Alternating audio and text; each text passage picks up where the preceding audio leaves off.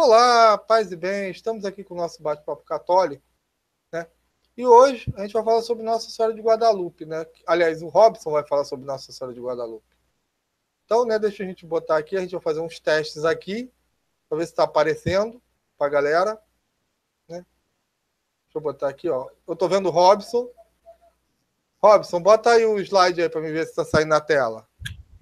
Então, para mim não está aparecendo, para mim está uma tela preta. Deixa eu ver se eu... Mas eu tô vendo seu rosto aí.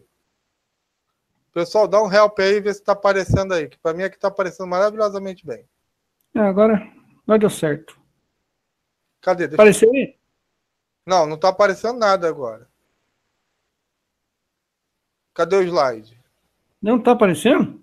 Ah, agora tá. Agora tá E aparecendo o slide aqui. é isso aí. Nossa Senhora de Guadalupe. Deixa eu dar um oi aqui para todo mundo. Uhum. Vou fazer uma oração aí, Cláudio? Vamos fazer uma oração. Aliás, né, faz a oração aí, depois eu vou fazer uma reflexão, que ontem foi dia de Pentecostes. Né? Faz a oração aí, Robson. Puxa aí você. Peraí, deixa eu fechar aqui. Vinde, Espírito Santo, enchei os corações dos vossos fiéis e acendei neles o fogo do vosso amor. Enviai o vosso Espírito, e tudo será criado, e renovareis a face da terra. Oremos.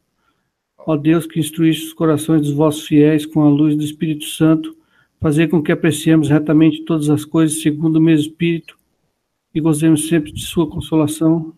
Por Cristo, Senhor nosso. Amém. Amém. Eu queria fazer uma reflexão sobre o Espírito Santo, né, que eu achei muito legal ontem numa homilia que eu vi. Então, o padre, ele deu uma explicação assim, né? O que é o Pai, o Filho e o Espírito Santo? O Pai é aquele que manda acender a luz, né? O Filho é aquele que acende a luz, né? É o Verbo de Deus. E o Espírito Santo é a eletricidade que acende a luz. Eu falei, cara, que definição linda. Falei, simples de entender. Então, o que é? Né? Então, é o Pai que manda, o Filho que obedece, ele é o Verbo, ele é a ação de Deus, e o Espírito Santo é a energia que nos movimenta e que dá a luz. Né? Porque o Espírito Santo é como eu gosto de falar, é a ausência, né? É a presença, digo, o Espírito Santo é a presença do Jesus ausente. Então, boa noite aí para o Carlos Eduardo, boa noite para o Caia Farsa, boa noite para o Otávio, boa noite para a Maria Rosa. E para quem mais estiver assistindo a gente, que não deu boa noite. Então, vamos lá. Deixa eu aqui botar aqui. Robson, pode colocar aí o seu esquema aí, né? Para a gente começar a falar. Então, Cláudio, você tinha combinado da gente falar hoje sobre Nossa Senhora de Guadalupe, que para mim é um dos milagres mais assim, mais impressionante que tem dentro da Igreja Católica e que a gente pode constatar hoje, atualmente. Né? É aquele tipo de coisa que tá lá para todo mundo ver.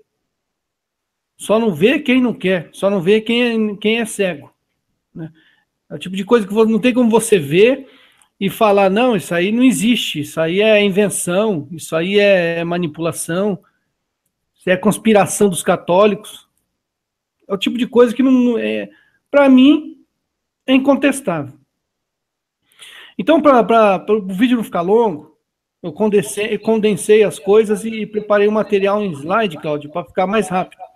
Uhum. Porque se eu for falar assim, aleatoriamente, poderia ficar muito longo o vídeo. Então, eu vou apresentar aqui para vocês os slides que eu preparei, né? Tá aparecendo aí, Cláudio? Deixa eu ver aqui. Até agora não. Bota aí o slide aí pra gente ver. Deixa eu ver aqui. Pera aí que às vezes demora para aparecer no... Agora aqui para mim tá aparecendo. Então, É que eu tava no YouTube e às vezes demora para aparecer para mim. Um pouquinho. então isso aqui é o chamado milagre de Guadalupe. Se refere ao manto que tem hoje lá no México, com a imagem de Nossa Senhora estampada nele. Né? Aí você me diz se o slide, se trocou o slide aí, Claudio. Trocou? Deixa eu ver aí, pera aí. Mudou. Para mim aqui mudou. Então, esse aqui é o materialzinho que eu preparei, né? Então, para começar, os espanhóis, eles chegaram à América em 1492. E em 1521, eles conquistaram o lugar onde hoje é a capital do México, né?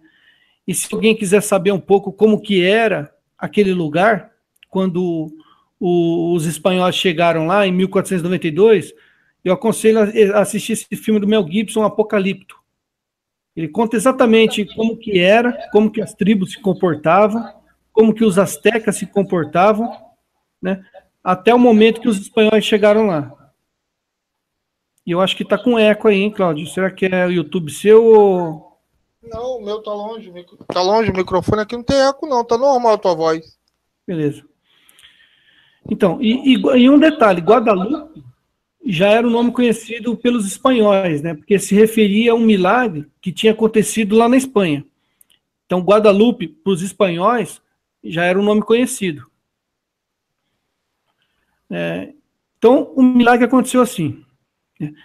Nossa Senhora apareceu a Juan Diego, um índio de uma tribo nômade chamada pelos astecas de Titicaca.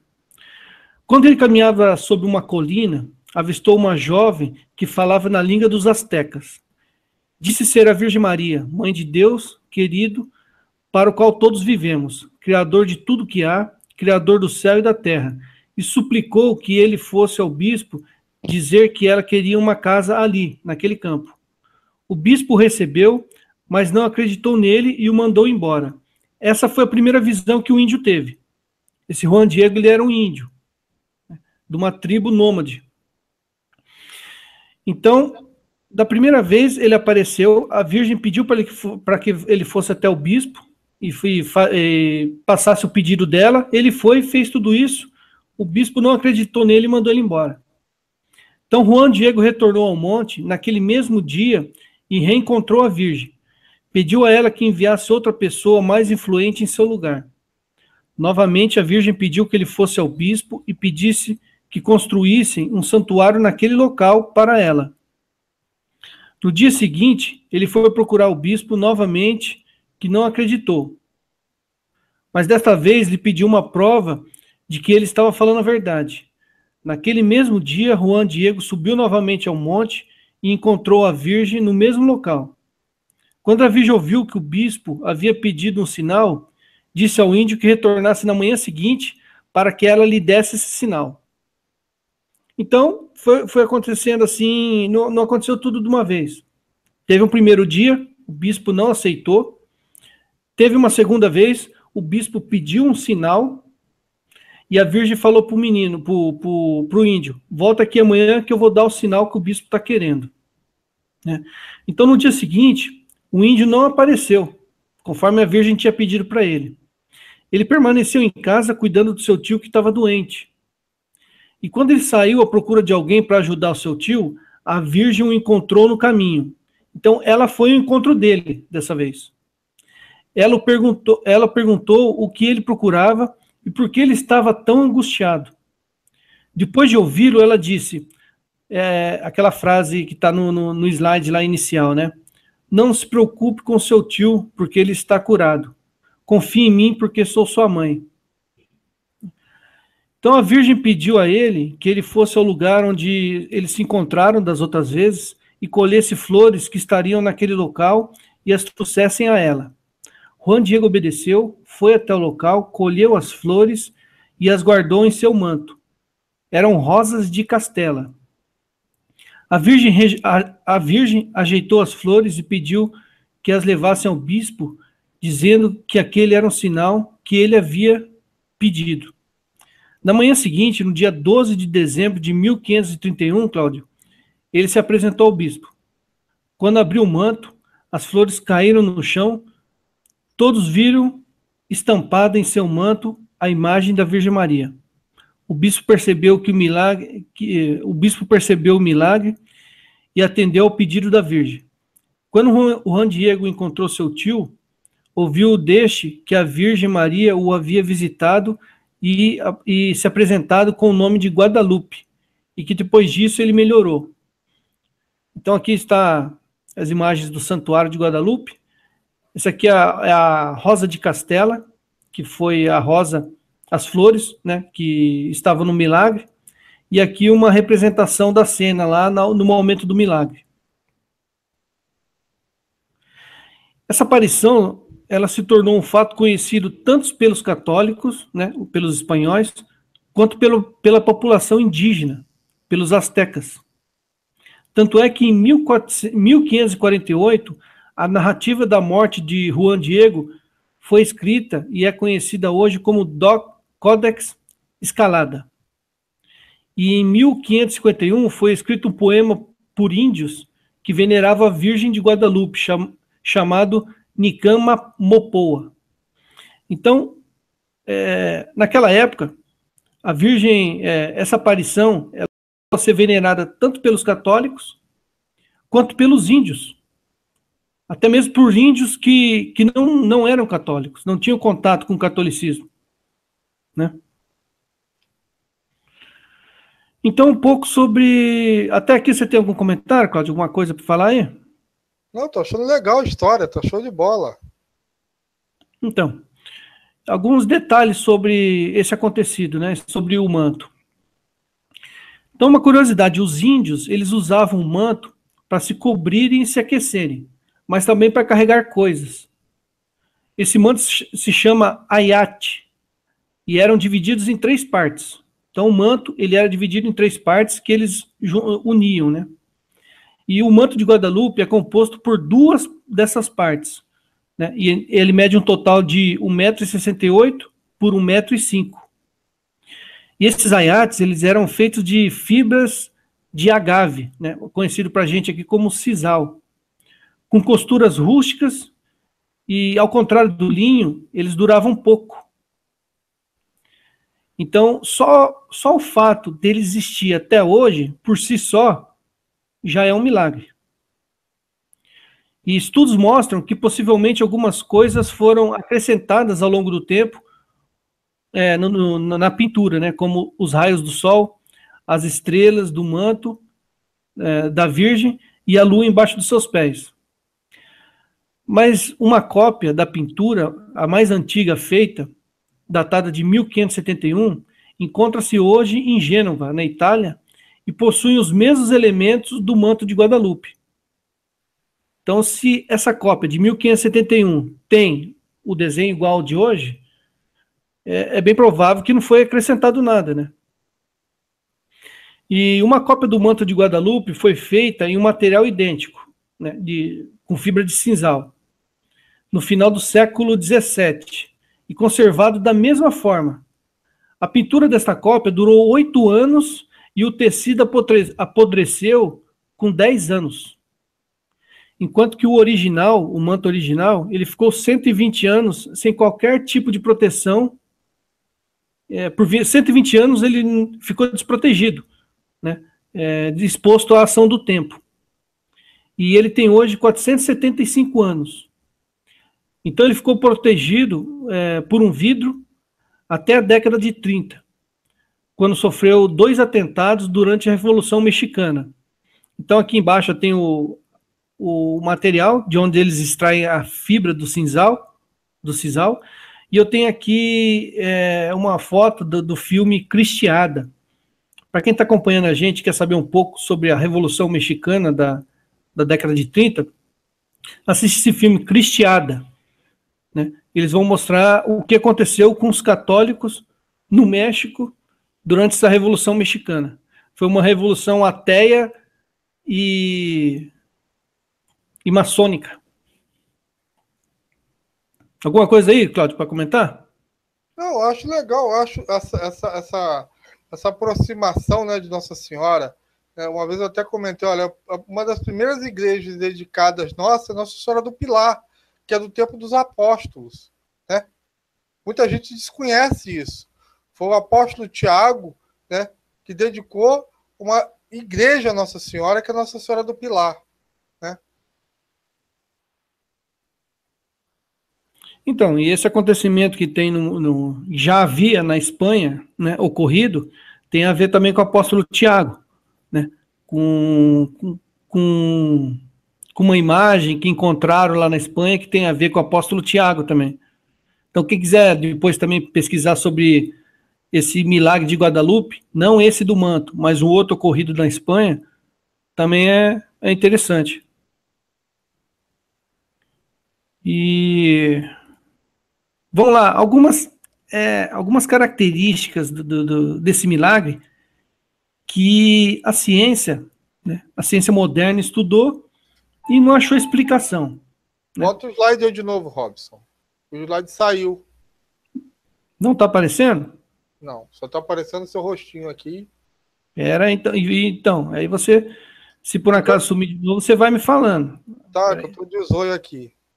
Apareceu aí? Não. Ah, agora apareceu, ó nós aí.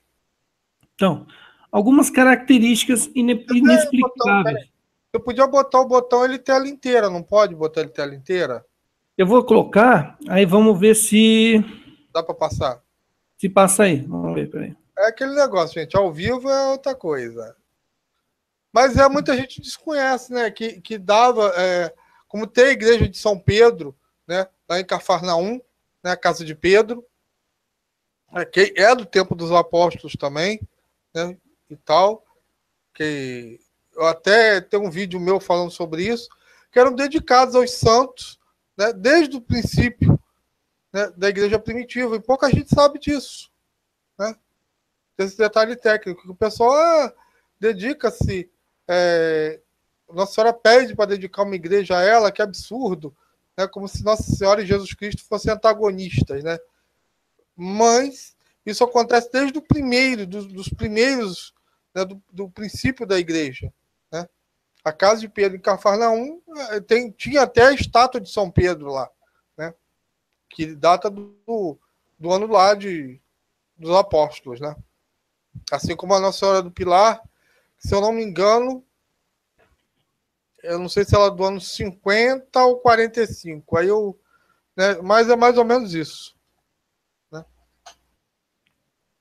Não apareceu tela cheia aí, né, Cláudio? Então vai tela comum mesmo. Então, é uma pena. Mas tá aparecendo aí, como estava antes? Senta a pua. Tá aparecendo aí, né? Tá, graças a Deus. Então vamos lá, algumas características desse acontecimento aí. A primeira delas que eu coloquei aqui. Então eu estava falando daquele atentado que o manto sofreu durante a Revolução Mexicana, né? No primeiro atentado, jogaram um ácido nítrico no manto, que lhe causou apenas algumas manchas que vem desaparecendo com o passar do tempo. Então, esse foi o primeiro atentado, jogaram um ácido no manto. Esse ácido manchou o manto, só que essa mancha, com o passar do tempo, ela está desaparecendo. Mas teve um segundo atentado, onde foi colocado aos pés do manto uma bomba. E essa bomba, quando foi detonada, ela destruiu tudo ao redor dela. Mas não danificou em absolutamente nada o manto. Somente após esses acontecimentos é que o manto passou a ser protegido por vidros blindados, né? Vidros à prova de bala. Então, o manto ele ficava exposto na parede. Aos pés dele colocaram uma bomba. Essa bomba explodiu, destruiu absolutamente tudo que tinha ali naquele local, o altar e tudo mais. Só que o manto não aconteceu nada com ele. E esse aqui embaixo eu coloquei uma foto aqui de um crucifixo que estava no altar no momento da explosão. Um crucifixo de bronze que foi todo retorcido com o impacto da bomba. Mas com o manto não aconteceu nada. Trocou de slide, Cláudio? Bota aí, vai passando aí. É que o meu aqui demora um pouquinho. Deixa eu ver aqui. Trocou. Então, segundo fato curioso. O manto não foi submetido a nenhum tipo de preparo para receber a pintura. A pintura foi feita sobre uma superfície porosa, num tecido tão fino que pode-se ver através dele.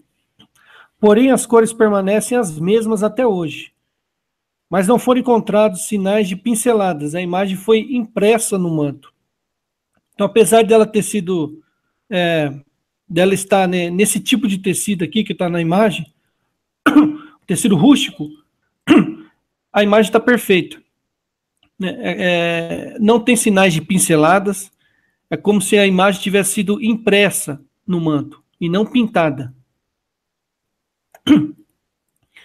Terceira curiosidade. Na década de 80, os pesquisadores da NASA estudaram o manto. Usando a técnica chamada infravermelho, descobriram que realmente o tecido não recebera nenhum tipo de preparação. Há ausências de pinceladas e afirmaram que os pigmentos usados na tinta não fazem parte da nossa tabela periódica. Então, a tinta ela é feita com um composto químico, um elemento químico desconhecido. Também não souberam explicar como ele se manteve imune à oxidação e à contaminação pela fumaça das velas acesas em torno dele. Um outro teste feito em 1936 por um prêmio Nobel de Química também não soube explicar a origem dos pigmentos da tinta, se eles eram animais, vegetais ou minerais. Então essa tinta ela é literalmente de outro planeta, né, Cláudio? Uhum. Eu sei. Quarta curiosidade aqui. Um padre que estudou a pintura na pintura na década de 70 revelou que ela é um verdadeiro códice mesoamericano, repleto de simbolismos astecas.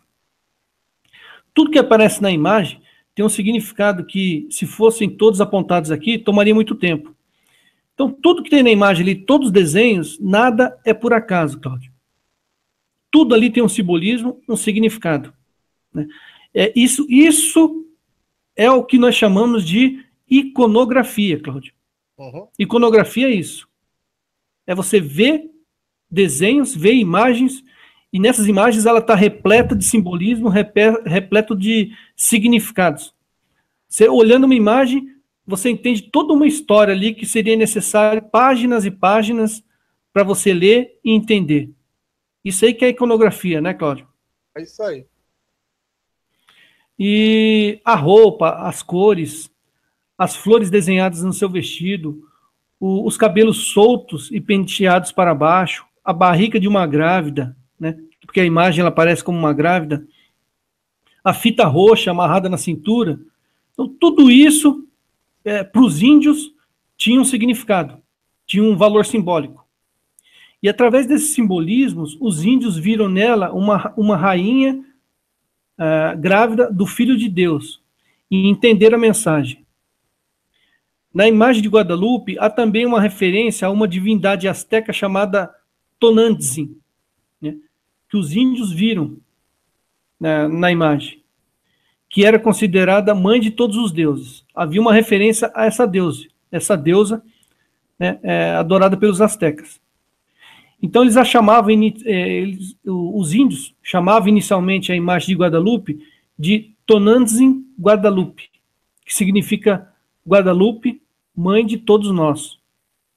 E aqui está um desenho aqui desse poema, né, da época, de 1548, chamado Codex Escalada. Esse Codex Escalada, ele conta a vida ali e a morte do índio, né, do Juan Diego, e foi feito pelos índios. E aqui do lado um desenho com alguns pontos, né, que tem muito simbolismo para os índios da época. Então, Nossa Senhora de Guadalupe, ela vinha num momento, Cláudio, de muito conflito entre os espanhóis e os índios. Naquele momento em que aconteceu essa aparição, havia muita guerra, muita matança, dos dois lados. Os espanhóis querendo converter os índios à força, os índios praticando aquilo que eles praticavam, né, que está lá no filme que eu indiquei, no Apocalipto, aqueles sacrifícios humanos e tudo mais. E ela vê, então, como uma forma de converter os dois lados. Então, tanto os católicos quanto os índios. Então, ela tinha um simbolismo para os dois lados, para uma forma de acabar com esse conflito, né, e de converter os índios. O quinto Quinta curiosidade do manto. O manto também foi estudado por astrônomos e astrofísicos. Eles estudaram as posições das estrelas durante o solstício de inverno de 1531, que significava para os astecas o nascimento do Sol Novo, um momento muito importante do ano, né? Descobriram que o solstício de 1531 ocorreu exatamente no dia 12 de dezembro, e não no dia 22 de dezembro, como era de costume. No horário em que aconteceu o milagre, né, por ser de dia, não era possível visualizar as estrelas. Mesmo assim, as posições das estrelas naquela noite são as mesmas das estrelas desenhadas no manto. Porém, elas estavam numa posição assim, como se elas estavam sendo vistas a partir do espaço e não da Terra. Então, é a mesma vista do céu daquela noite que aconteceu o milagre, só que vistas a partir do espaço e não da Terra. É como se elas estivessem invertidas. É a mesma posição, só que invertida. Então, a lua estava em quarto crescente, como desenhado na imagem, e também tinha um simbolismo para os astecas. De acordo com o calendário asteca, naquele mesmo ano se iniciaria uma nova era. E a gente sabe que no calendário asteca tinha disso, né? Uma nova era, e aquele negócio de fim do mundo e tudo mais, né? O calendário asteca tinha disso aí. Uma sexta característica. Matemáticos, Cláudio, também estudaram o manto em 2008. E eles descobriram que o manto obedecia a chamada proporção áurea, que os gregos conheciam bem e que é harmoniosamente encontrada no homem, na música, na natureza, nas galáxias e em outras coisas, né? Eles descobriram que, usando o retângulo áureo da imagem como ponto de partida, as estrelas do manto e os símbolos no vestido se encaixavam perfeitamente como pausas e notas musicais. Então, além de tudo, Cláudio, no manto estava contida uma melodia, né? E existe, tem no YouTube aí, se você procurar, você vai ver, tem uma melodia no manto, tem ali notas musicais, né? E eu pergunto, Cláudio, como que alguém poderia fazer isso, Cláudio, naquela época?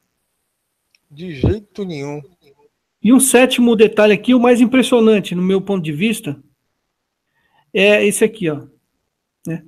Um outro estudo feito com imagens digitais, o mesmo feito pela NASA para analisar as imagens do espaço, dividindo a imagem do manto em partes de 1 milímetro por 1 milímetro e ampliando cada parte em até 2.000 vezes, eles descobriram que nos olhos da Virgem encontraram um total de 13 figuras, entre eles o próprio Juan Diego, o bispo, um jovem tradutor, uma mulher negra e um grupo de índios.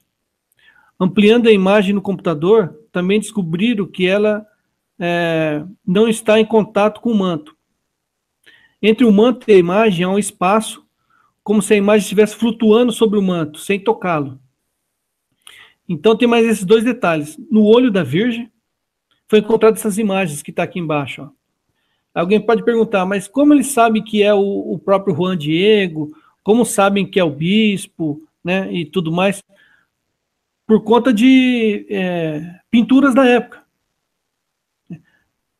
Algumas décadas depois foram pintadas quadros com a imagem do bispo, né, que é essa imagem que eu tenho aqui. Aquele poema que eu falei lá do Códex, aquele Códex e aquele outro que eu mostrei no início, também falam, né? Tem desenhos do próprio Juan Diego. E esses desenhos, essas imagens foram encontradas nos olhos da imagem de Guadalupe. Então são essas imagens aqui, ó, né?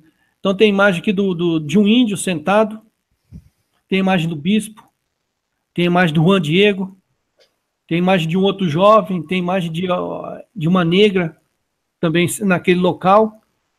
imagens encontradas nos olhos da pintura, Cláudio. Num espaço ali de 1 milímetro por 1 milímetro. E um outro detalhe aqui, o último, é que a imagem ela não está fixada no manto. Como ela foi ampliada aqui, eles descobriram que a imagem está sobreposta ao manto, mas sem tocar nele. É como se ela estivesse flutuando no manto, mas sem tocar no manto. Então, Cláudio, da gente saber tudo isso, da gente ter conhecimento de todos esses acontecimentos aqui, como negar um milagre desse, Cláudio? Fala para mim. Então, um detalhe que as pessoas não podem não saber, mas o detalhe dos olhos é que eles são tridimensional. Porque se você fecha um olho, você pega um ângulo. Se você fecha esse olho e abre o outro, você pega outro ângulo. E é exatamente isso que tem ali. A Lívia Maria aqui recebeu, falou da cor do manto que é turquesa, né, que simbolizava a realeza. Né? Sim, a escrava do bispo. Teve um cara que tentou desacreditar o manto de Guadalupe e ele se fixava na escrava do bispo. E um dia ele descobriu que tinha uma escrava realmente na cena. E o outro detalhe técnico é que o manto não pega poeira. Né? Poeira não cai no manto. Né? Ele não suja. Né? Entendeu? E esse manto, essa cor aí, azul turquesa, era usado pelo imperador azteca. Né? Não me lembro o nome dele, um bem conhecido. Mas era só a realeza dos astecas que usavam esse manto. Então, os índios viram nela alguém da realeza, uma rainha. É porque era só a rainha e o rei que utilizava essa cor, né, na vestimenta. E tem várias ali. Aquela fita amarrada na cintura, né, quer dizer que ela é virgem. Os cabelos também lisos e para baixo, quer dizer que é uma jovem virgem. Exatamente. Vários simbolismos ali, né? Ali, o que eu acho é o seguinte: se o católico olha, ele vê uma imagem perfeita dentro da história do catolicismo. E a mesma coisa se o asteca da época olhasse. E eu acho isso legal, porque Nossa Senhora, ela é o quê? Ela é o próprio portador do Espírito Santo. Né? Lucas fala isso 2 vezes. Quando ela chega na casa de Isabel, Isabel fica cheia do Espírito Santo. No cenáculo, Nossa Senhora está lá como canal do Espírito Santo. O Espírito Santo é o quê? Sinal de unidade. Né? Então é isso que Nossa Senhora vem fazer. Né? Sendo aquela que tem o Espírito Santo. Ela faz a unidade entre povos. É como ela faz Fátima. Isso sempre, né, cara? Né, Cláudio? Em todas as aparições, é como eu falei, se você pega a Nossa Senhora acho que é Akita, né? Ela tem uma feição oriental. Ela se parece com uma japonesa. Você pega a Nossa Senhora de Schoenstatt. Ela tem uma feição, ela é bem clarinha, típica dos alemães, daqueles povos germânicos. Né? Você pega a Nossa Senhora de Guadalupe, ela tem uma feição indígena. E um detalhe, né, Cláudio, interessante, ela sempre aparece para pessoas assim humildes, para crianças, para pastores, para índios. É uma coisa bem interessante. Né? Ela não aparece para reis, para políticos, para pessoas importantes. Né? Não que há virtude em ser pobre e não é virtuosa o fato de ser rico. Não tem nada a ver. Isso não é luta de classe, não. É pelo fato da humildade. Né? Um pobre, uma criança, um pastor, tem mais humildade do que uma pessoa mais rica e mais abastada, né? Por isso que eu me amarro nessas aparições da Nossa Senhora, porque ela sempre preza a unidade. Outro exemplo, Nossa Senhora do Rosário, quando ela dá o Rosário a São Domingos. Aquilo foi para promover a unidade entre os cristãos, e deu certo. Né? Nós somos unidos pelo Rosário, combater os hereges, não tem coisa melhor que o Rosário. Eu já citei aqui Nossa Senhora do Pilar, a primeira aparição de Nossa Senhora, né, da tradição católica. Então, a Nossa Senhora vem trazer essa unidade entre nós, né? Entre os filhos perdidos. Ela não esquenta a cabeça para os heréticos, sinceramente. Eu até digo que ela esquenta, mas nem... Nossa Senhora de Ruanda Negra, eu estava pensando nisso agora, o Apologênio. O Apologênio colocou aqui Nossa Senhora de Ruanda, de 1981, que é negra. É porque é aquela coisa, gente. Uma aparição, tá? Ele vai de Nossa Senhora de acordo com o que a nossa mente pode traduzir, porque um corpo glorificado é tão magnífico que o nosso cérebro faz o favor de traduzir aquilo, para a gente não pirar, o melhor possível, o mais belo que a gente possa achar. Né? É uma bobagem os protestantes, quando eles falam que não tinha imagem no tempo de Jesus, portanto que aparece Elias e Moisés. Como é que eles iam identificar Elias e Moisés? Né? E você vê, naquele momento de Moisés. Naquele momento em Guadalupe, naquele momento em Guadalupe, naquele momento que apareceu lá, os índios, os indígenas, eles tinham aversão aos europeus, por conta dos espanhóis. Então, se ela aparecesse com uma afeição europeia, né, era mais provável que eles teriam rejeição a ela, né? E ela apareceu com a imagem mesmo de uma índia. E é incrível que você vê ainda gente acusando a Igreja Católica de dizer que os índios não tinham alma, sendo que Juan Diego era índio e foi canonizado. Isso em 1531 aconteceu isso, né? Essa aparição, 1531. No início da colonização aqui no Brasil e em toda a América, e vem dizer que a Igreja Católica dizia que índio não tinha alma. Não, outra coisa que eu acho também, como falando de unidade, que hoje estou embalado no Espírito Santo, gente, mas você vê a Nossa Senhora Aparecida, né? Eu, quando olho para aquela imagem, eu tenho uma impressão porreta, que eu estou vendo 3 raças naquela imagem, entendeu? Eu não sei se é uma impressão só minha, porque o pessoal fala ela é negra, mas você olha para os cabelinhos dela lá, é um cabelinho que puxa assim pro índiozinho, é um trequinho assim meio europeu, entendeu? Eu não sei, ela me dá aquela impressão que ela une Nossa Senhora Aparecida as 3 raças nela. Eu tenho essa impressão, pode ser só impressão minha, doideira na minha cabeça, mas eu tenho essa impressão que ela vem pela unidade entre cristãos, né? Eu sempre penso assim, a unidade, entendeu? Porque é o dom do Espírito Santo, é unidade, não é divisão.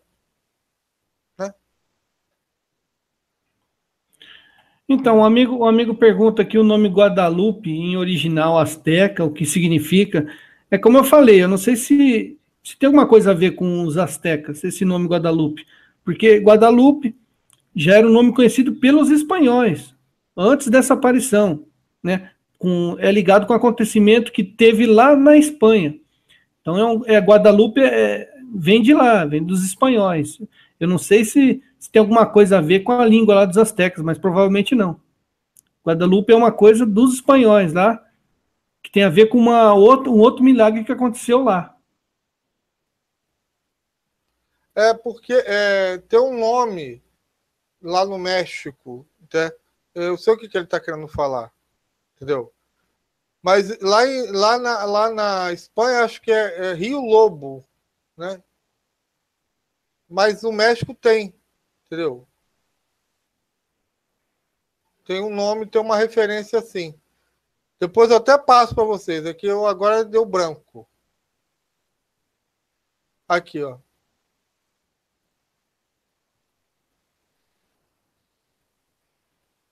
Mas tem sim. E é um ícone. Não, onde ela aparece, gente, onde ela aparece, ela se adapta ao local. Por quê? Para que as pessoas entendam, né, que é a própria... como é que é? Como é a aparição. E todo mundo identifica como Nossa Senhora. Entendeu? Desde o princípio que foi feito Nossa Senhora do Pilar, né, que foram os apóstolos, foi o apóstolo Tiago que fez a primeira, eu acho que a primeira igreja que tem, não sei, né, que é Nossa Senhora do Pilar, dedicada a Nossa Senhora. Entendeu? Eu vou até procurar aqui, mas acho que a primeira igreja dedicada a Nossa Senhora é a Nossa Senhora do Pilar, que foi feita pelos apóstolos.